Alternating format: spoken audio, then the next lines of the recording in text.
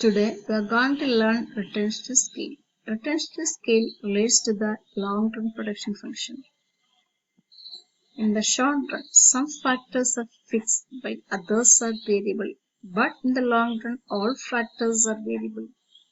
Retention scale relates to the long-term production function, while the law of variable proportion relates to the short-run production function. The long-term output can be increased by increasing all the factors in the same proportion.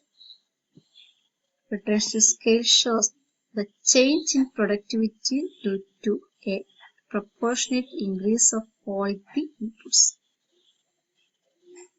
There are three types of retention scale. They are increasing retention scale, decreasing retention scale, and constant retention scale.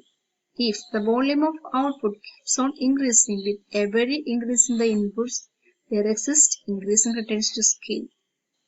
Or a given increase in inputs leads to a more than proportionate increase in the output, there exists an increase in retention scale. For example, if input is increased by 2 times but output increases by 2.5 times, then the firm has an increase in retention scale. This can be explained with the help of a diagram. Here x-axis shows labor and y-axis shows capital, which are the two inputs used in the production. And in the diagram there are isochrones, and isochron is a locus of all the possible or all the technically efficient methods of producing a given level of output. There are also product line also. Product line shows the technically possible alternative path of expanding the level of output. But path will actually chosen depends upon the prices of factors of production. And the retention scale shows graphically by the distance between successive multiple levels of output. Here the isochron that shows the level of output which are multiple of some base level of output, say x2, x3, x, etc. And if the distance between two consecutive isochrones decreases, that means there exists an increase in retention scale. The distance between two consecutive isochrones decreases. That means there exists an increase in retention scale.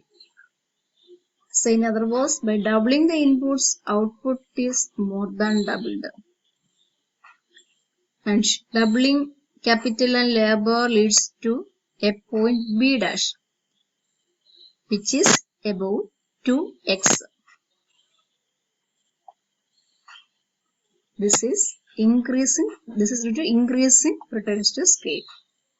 Next, or second one is the decreasing retention scale. If output increases at a decreasing rate, there exists a decreasing retention scale. Or the proportionate increase in the inputs leads to less than proportionate increase in output. Or if input is increased by 2 times but output is reduced by 7.5 times or 1.75 times or 1.5 times, the firm has a decreasing retention scale. This is shown in the diagram as x-axis represents labor and y-axis represents capital.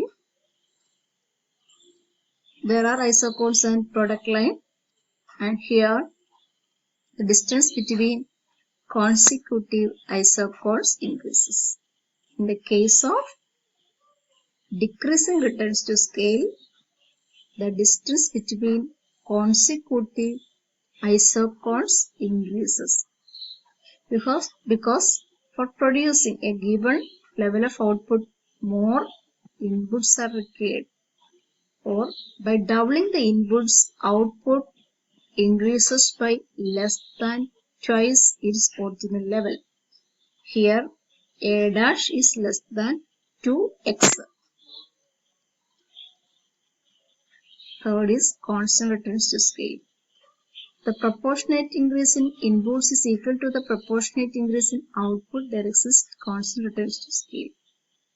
The increase or decrease in the volume of output is same to that of the rate of increase or decrease in inputs in the case of constant retention scale. If input is increased by 2 times and output is also increased by the same rate, the FM has a constant retention scale. This is represented in the diagram as x-axis represents labor and y-axis represents capital. Here, the proportionate increase in inputs and the proportionate increase in output are the same. This is the explanation of returns to scale, and increasing returns to scale occurs due to economies of scale, and decreasing returns to scale occurs due to diseconomies of scale. Or increasing returns to scale occurs due to efficiency, better efficiency due to economies of scale.